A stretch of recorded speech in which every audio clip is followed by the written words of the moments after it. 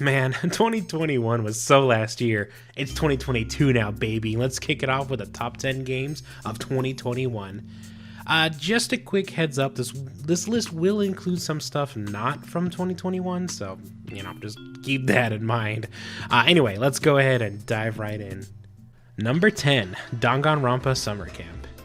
I love Danganronpa, and when I saw this game I was super excited as I was really addicted to the Ultimate Development Plan, which is a post-game minigame thing from Danganronpa V3. This was my E3 winner, and how did I like it? It's okay.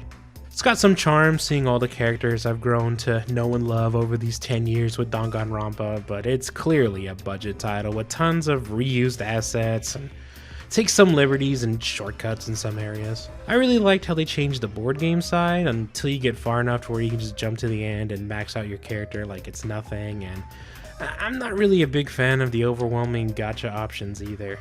Ultimate Development Plan had gacha elements, but you were given control over what you wanted. Here, not really. You can boost your rarity, I guess, but I don't know. The only way to really get what you want is if you want to pay, which, I don't know.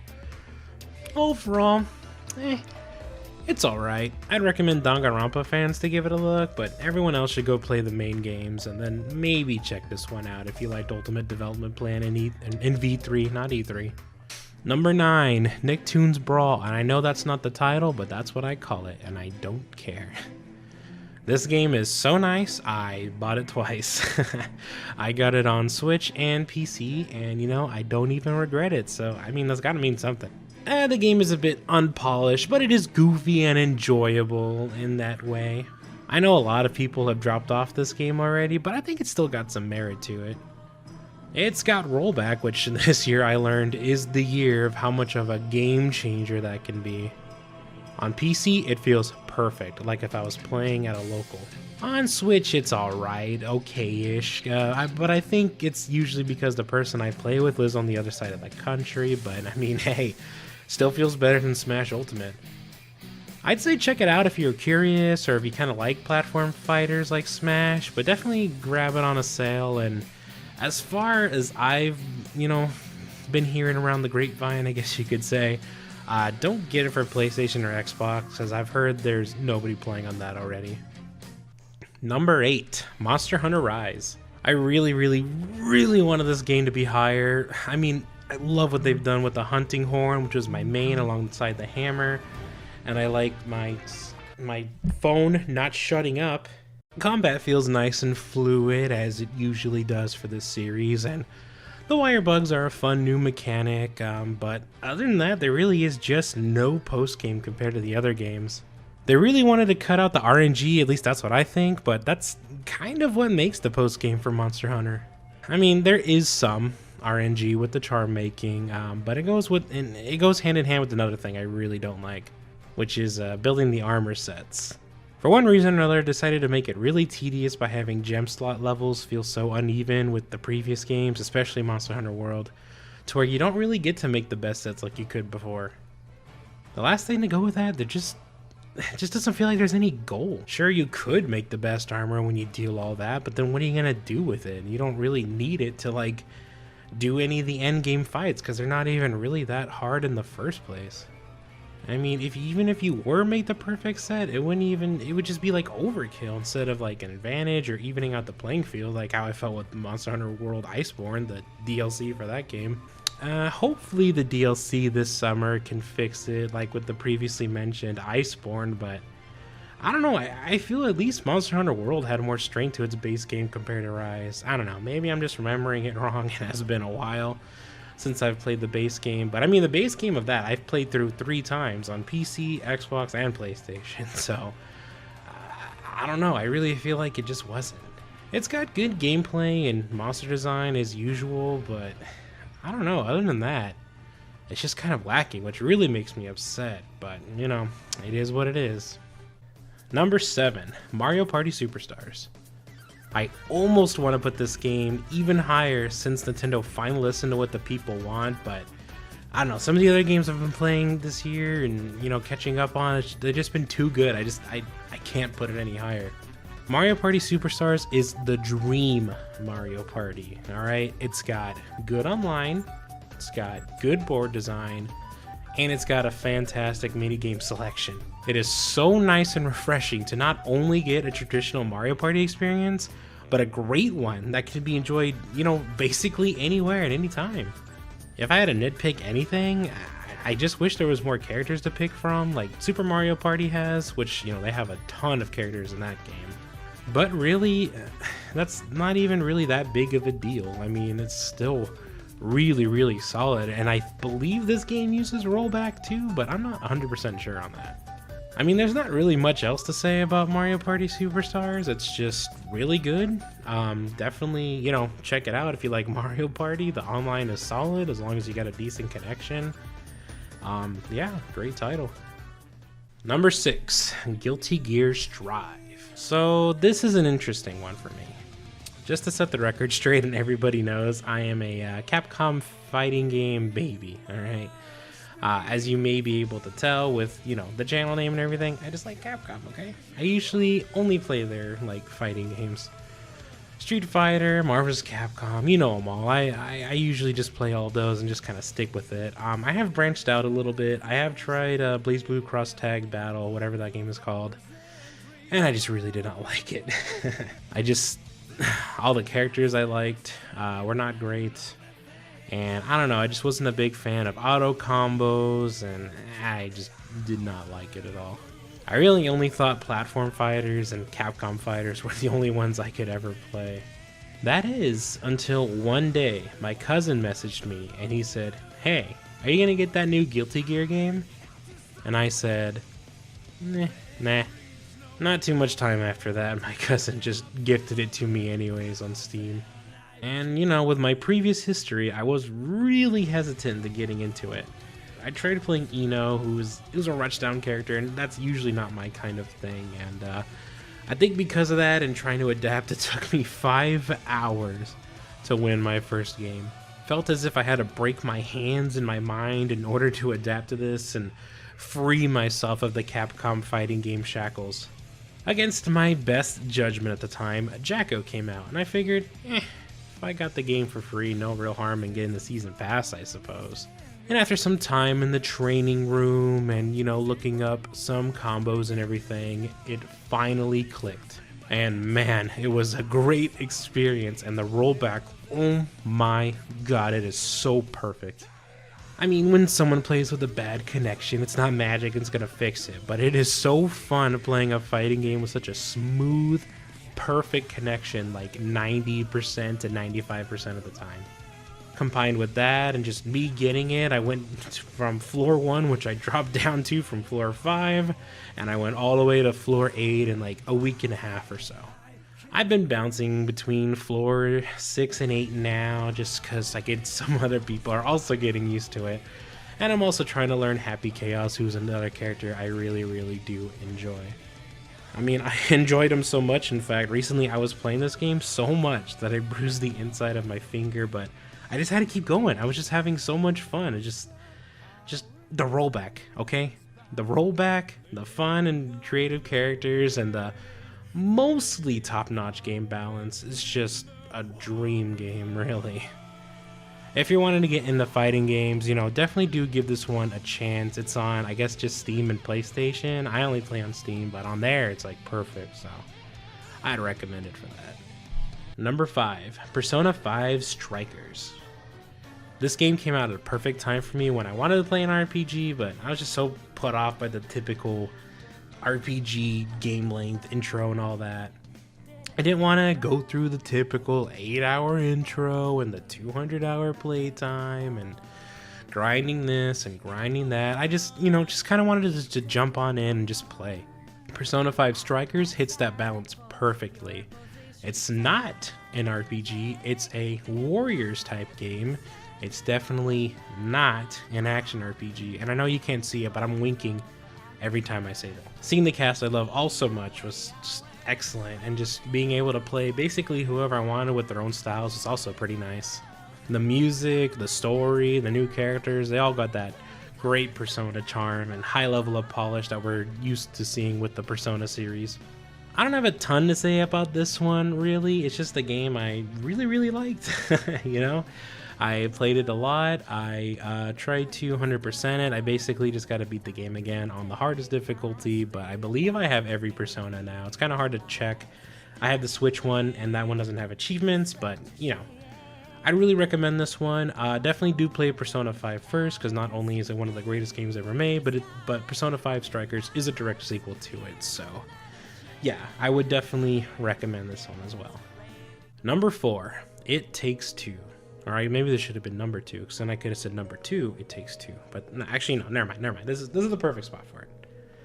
So I'm somewhat familiar with the director, Joseph Fares. I hope I said that right. I know he made Two Brothers and A Way Out, but you know, sadly I never got around to checking them out.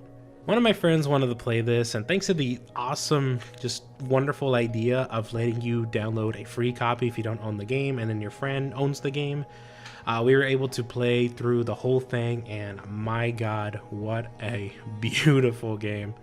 It is just so incredibly amazing just about every way. I mean, the graphics, the gameplay, you know, music, sound, the variety between every single level, just you name it.